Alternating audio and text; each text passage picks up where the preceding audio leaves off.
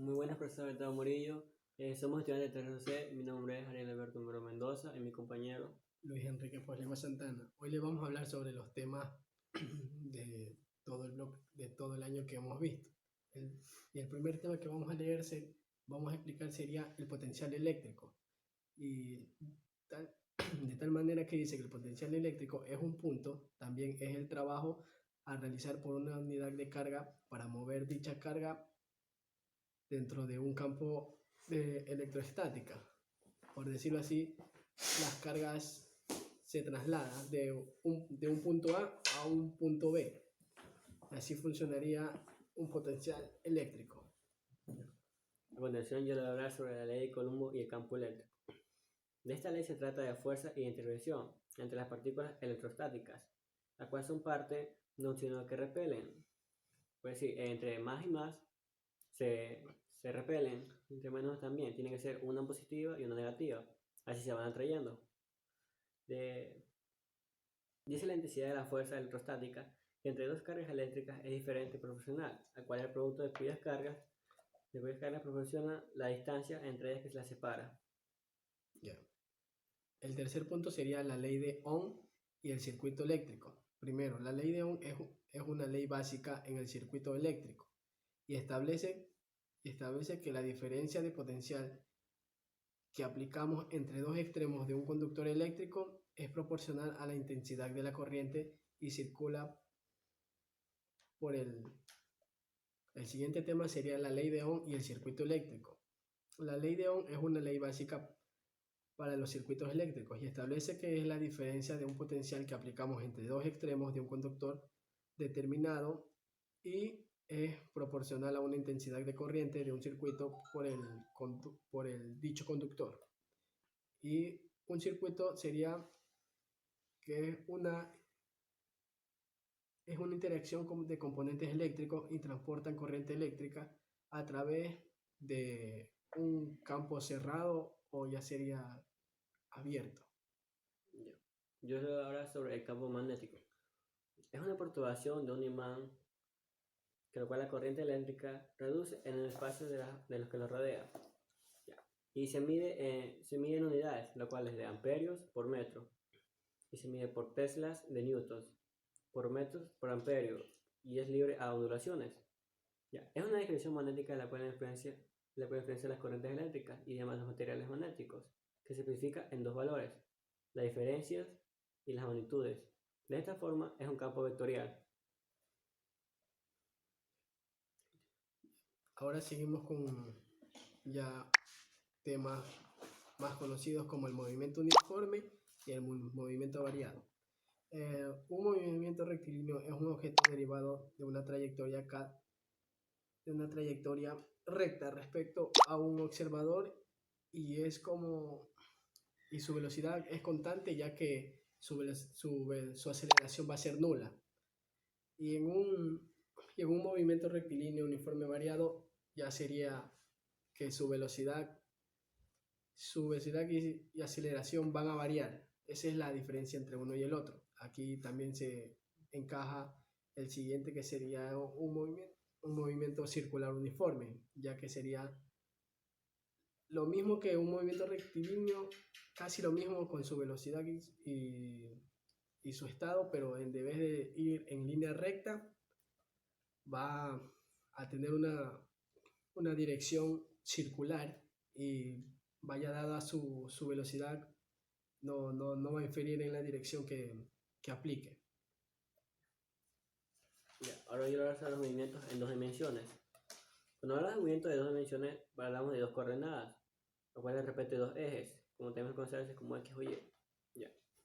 Es una partícula que no se mueve de forma horizontal y vertical. Se caracteriza por dos dimensiones, las cuales son dos movimientos, que uno es ascendente y otro es descendente. Uno desciende para arriba y otro desciende para abajo. Bueno, las dos dimensiones serían de dos objetos, lo cual se produce una fuerza o un trabajo, lo cual son de dos distintas maneras. Nosotros lo vemos de una forma, nosotros podemos ver de dos formas. Nosotros estamos en este momento aquí sentados. Podemos ver que algo baja y que algo puede subir al mismo tiempo. Y eso es todo. El siguiente punto sería impulso y cantidad de movimiento. En la mecánica clásica, la forma más usual de introducir la cantidad de movimiento es mediante la definición de un producto de aumentado de masa que se mide en kilogramos y de un cuerpo material por su velocidad ya sería variado en metros sobre segundos, para luego analizarlo y relacionarlo con la ley de Newton, que ya sería a través del teorema de respecto del impulso y la variación de cantidad de movimiento. Ya. Ahorita a continuación vamos a hablar sobre las leyes de Newton, las cuales son tres.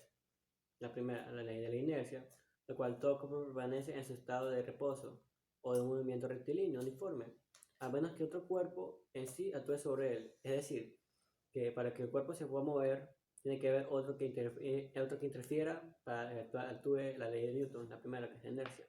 La segunda, el principio fundamental de la dinámica. Es la fuerza que actúa sobre un cuerpo y es directamente proporcional a su aceleración. Es decir, la fórmula que más conocemos, que es F igual masa por aceleración. La tercera ley de Newton es la que más conocemos, lo cual es acción y reacción, lo cual todo cuerpo ejerce una acción sobre otro con la cual es afectada por sí mismo y el cual le vuelve la forma de forma contraria. Como decir, yo golpeo algo y la forma que yo lo golpeo me va a regresar el golpe pero para mí mismo.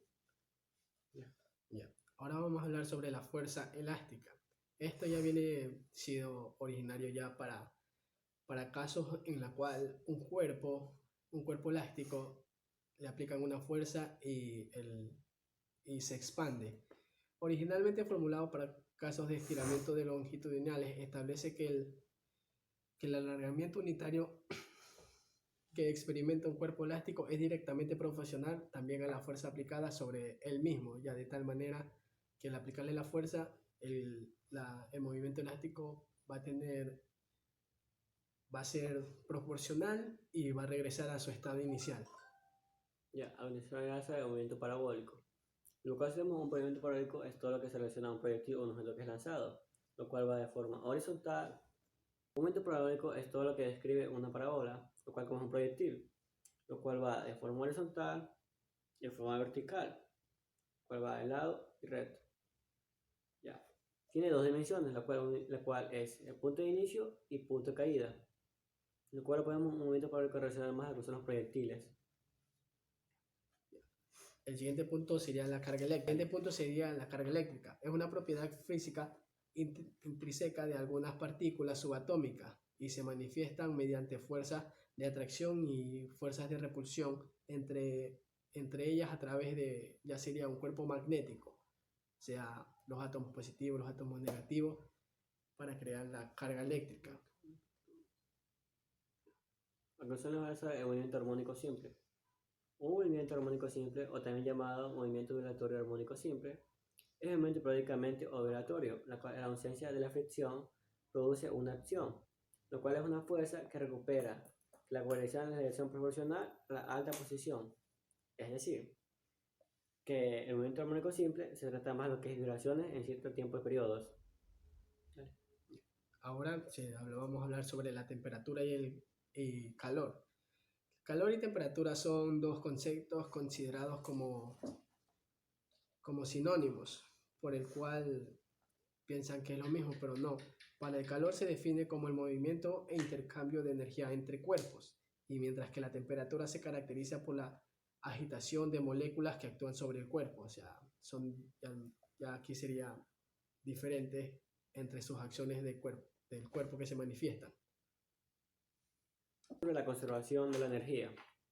La energía puede transformarse en otra forma de energía, lo cual la ley de la conservación de la energía afirma que la energía no se puede crear ni se destruye, lo cual crea en otra energía. Es decir, la energía que nosotros podemos decir como la energía solar, la energía que radica del sol, la podemos transformar a energía de los paneles, lo cual podemos decir otra clase de energía, lo cual estamos usando la energía del sol.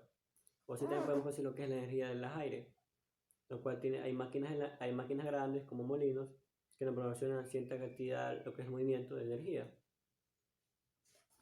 Y sobre la fuerza gravitacional. La fuerza gravitacional, la cual un cuerpo con mayor cantidad de masa atrae a cuerpos a cantidades de masa más pequeños, como tenemos por ejemplo la Tierra y los demás planetas. como conocemos el Sol, los planetas no es tan grande ni tan pequeño, sino que sea mediana, pero por su gran cantidad de fuerza hace que los planetas giren entre sí entre ellos. Lo cual este es un hecho experimento, el cual es la ley de la atracción, lo cual la masa hace que domina por el forma de peso la ley gravitacional. A continuación vamos a hacer los ejercicios. A continuación vamos a hacer un ejercicio sobre la segunda ley de Newton. El ejercicio dice así: calcular la magnitud de la aceleración que produce una fuerza cuya magnitud es de 50 newtons, a cuya masa es de 13.000 gramos. Expresa el resultado en metros al cuadrado. Ya. A continuación vamos a necesitar la fórmula, que es esta.